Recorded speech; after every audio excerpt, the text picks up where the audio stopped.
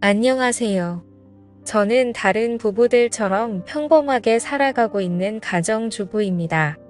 얼마 전 겪었던 일에 대해서 사연을 적고 싶어서 이렇게 글을 적어요. 제 나이 40에 정말이지 너무나도 신기하고 짜릿했던 경험을 하게 되었습니다. 남편과 지금까지 살면서 한 번도 부족한 것 없이 사랑을 주고받고 행복하게 살고 있다고 생각했었는데 그날의 추억은 정말로 너무나도 강렬해서 아직까지 잊혀지지가 않네요. 그렇다고 저희 부부가 사이가 안 좋았던 것도 아닙니다. 저희 부부는 예전부터 금술이 좋기로 유명해서 주변 사람들도 부러워할 정도였어요. 그리고 남편은 신혼 때부터 지금까지 10년이 넘는 시간 동안 한결같이 저를 사랑하고 아껴주었습니다.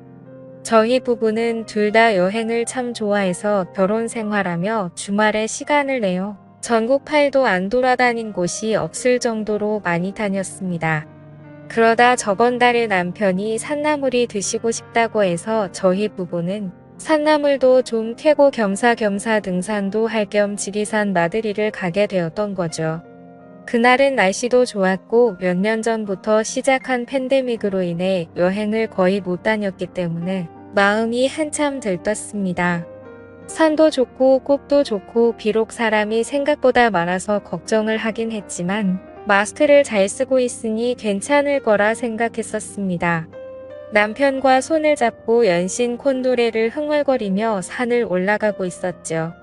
생각보다 나물 캐는 분들이 많아서 그런지 별다른 수확은 거의 없었지만 그래도 경치가 좋아서 주변을 구경하는 맛은 있더라고요.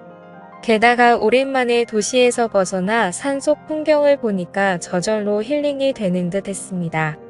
그러다가 너무 흥이 겨운 나머지 제가 잠깐 한눈 파는 사이에 다리를 헛디뎌서 넘어지고 말았습니다. 다행히도 크게 다친 곳은 없는 것 같았지만 살짝 발목이 삐었는지 약간은 지끈하더라고요. 그래도 이 정도면 올라가는데 문제는 없겠다 생각하고 걱정하는 남편에게 괜찮다고 걱정하지 말라고 말을 했고 천천히 올라가면 될 것 같아요. 라고 이야기하고 다시 산을 올라가기 시작했는데 얼마 지나지 않아서 다리가 점점 퉁퉁 붓는 느낌이 들고 걸음을 내딛기가 쉽지 않았습니다. 제가 점점 남편을 따라가지 못하고 뒤처지면서 걷기가 힘들어 보이자 남편은 그런 제가 걱정되었는지 그냥 여기서 다시 돌아서 내려가자고 했고 남편의 부축을 받아 힘겹게 한 발 한 발 조심해서 산을 내려오고 있었어요. 원래 산이라는 게 올라가는 것보다 내려가는 게 더 힘든 것처럼 남편의 부축을 받고 있어도 발목이 점점 아파오고 나중엔 천천히 걷는 것조차 힘이 들더라고요. 몇 걸음 걷다가 쉬고 또 얼마 걷다 말고 앉아서 쉬니까 이러다가는 해지기 전에 내려갈 수 있을까 점점 초조해지고 걱정이 되기 시작했습니다. 남편은 더 늦기 전에 빨리 구조대라도 부르자고 하는데 솔직히 크게 다친 것도 아니고 이런 일로 열심히 일하시는 분들 불러다가 민폐를 끼치고 싶지는 않더라고요.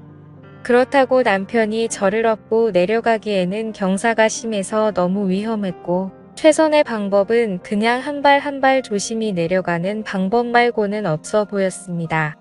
그런데 그때 앉아서 쉬고 있는 제 곁으로 누군가가 다가왔어요. 개량 한복을 입고 고무신을 신고 있는 사람이었는데 순간 제정신이 아닌 사람인 것 같아서 무서웠습니다.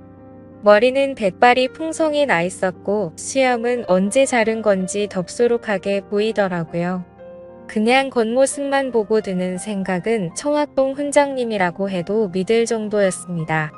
아무튼 그분은 천천히 저희 쪽으로 다가오면서 무슨 일이냐고 다쳤냐고 물어보는데 그냥 신경 쓰지 말고 가던 길 갔으면 하는 마음이 들더라고요.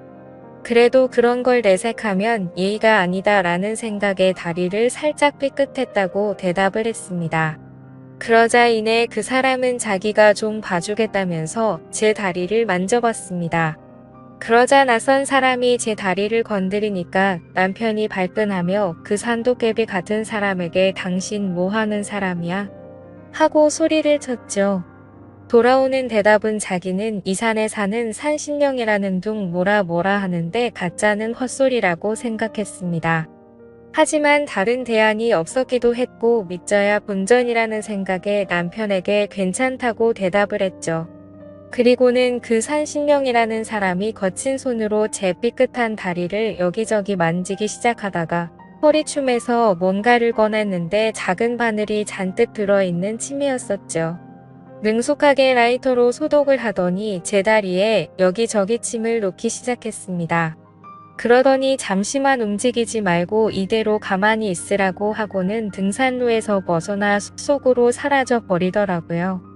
남편과 저는 뭔가에 홀린 사람처럼 정신이 멍해져서 서로를 쳐다보고 있었고, 그로부터 약 10분의 시간이 지났을 때 숲속에서 산신령이 풀을 한 줌 뜯어오더니 그걸 돌에 익혀서 떡처럼 만들었습니다. 이게 약초라며 부시 사람들은 약을 바로 지천에 두고도 모른다며 혀를 차더라고요. 그리고 나서 제 목에 둘러져 있던 손수건을 뺏어서 약초를 제 발목에 붙이고 손수건을 묶어 고정해 주었습니다. 그리고는 남편에게 제 허벅지 쪽을 가리키면서 이곳을 주물러줘야 혈액순환이 되면서 약효가 빨리 돌아라고 말하더라고요.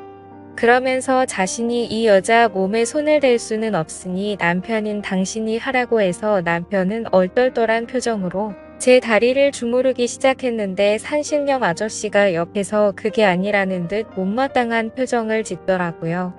결국 휴 고참. 나와봐. 내가 할게.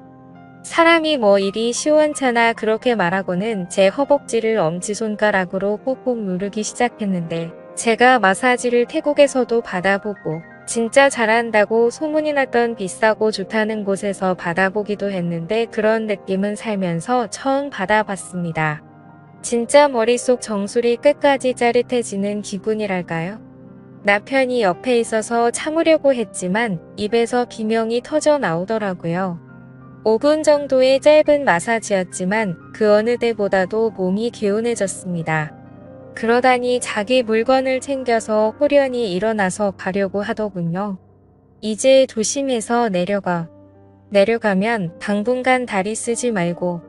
그러자 남편은 돌아서는 산신령에게 치료비라며 지갑을 꺼냈는데 건방지게 아무데서나 돈 꺼내지 말라고 호통을 치고는 그대로 산 위로 금방 사라져버렸습니다. 제 다리는 정말 거짓말처럼 통증이 줄어들었고 이 정도면 제 스스로 걸어서 산 밑까지 내려갈 수 있을 것 같았습니다. 남편과 집에 돌아와서도 다리 잘 풀어주고 쉬었고요. 다음날 보니 크게 부어오르지도 않고 금방 괜찮아지더군요.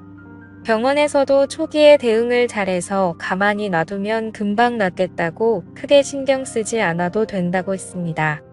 아무튼 생애 처음으로 겪어본 그 짜릿한 마사지가 계속해서 제 머릿속을 맴돌았습니다.